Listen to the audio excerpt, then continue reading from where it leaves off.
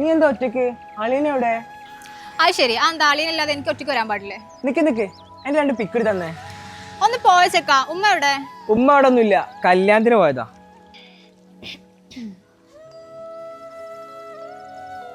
ഫിറോസ് ഖാൻ അവിടെ എത്തിയണേ. നിങ്ങൾ എപ്പോഴാ ഇറങ്ങാം?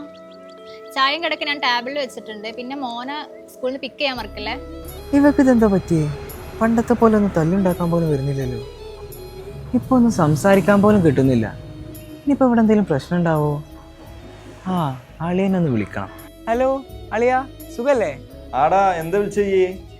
ഞാനോട് വരാൻ നിൽക്കായിരുന്നു വൈകിട്ട്. ആ താത്താ, ഒന്നുകൂടെ വന്നേ.